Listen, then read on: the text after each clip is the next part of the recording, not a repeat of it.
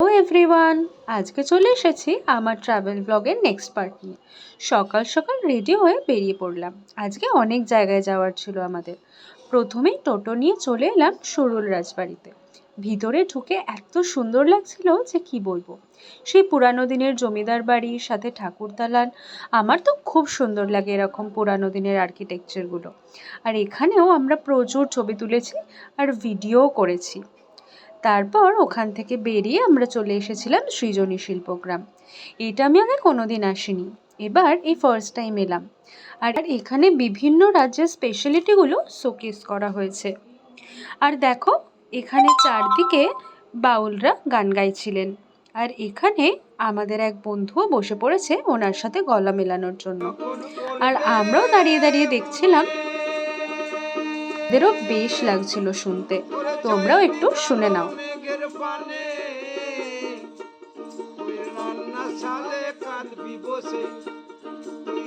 দিনকে ওয়েদারটাও চারদিকে ছিল ভীষণ সুন্দর, সেই পুজো পুজো ওয়েদার পুরো।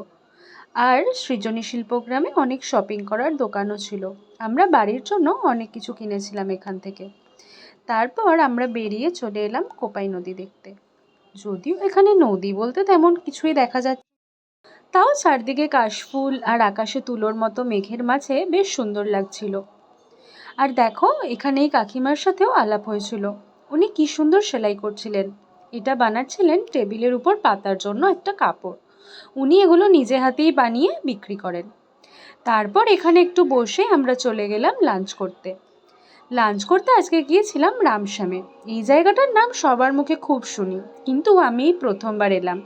এই সিঁড়িটা দিয়ে উঠে ওনাদের লজিংয়ের জায়গাটা, আর এদিকে হলো রেস্টুরেন্টটা যেদিকে আমরা যাচ্ছি। আর তোমাদের মেনুটাও দেখিয়ে দিলাম উইথ প্রাইস। তারপর লাঞ্চ সেরে এবার আমরা চলে এলাম সোনাঝুরির হাটে। এখানে এসে এনাদের দলের সাথে নাচ করাটা কিন্তু ম্যান্ডেটরি। আমি তো খুব এনজয় করেছি। তারপর আর কি, গোটা হাটটাই ঘুরলাম একটু টুকটাক করে। বাট আমাদের শপিং মোটামুটি হয়েই গিয়েছিল, তাই হাট থেকে তেমন কিছু আর কিনিনি। আর হাটের দামটাও একটু বেশিই হয় নর্মাল দোকানের তুলনায়, যদিও সেটা জাস্টিফাইড অবশ্যই।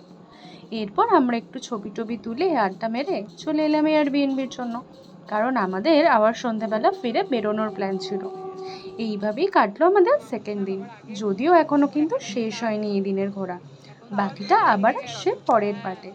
চলো টাটা, কাল আবার আসছি নতুন ব্লগ নিয়ে।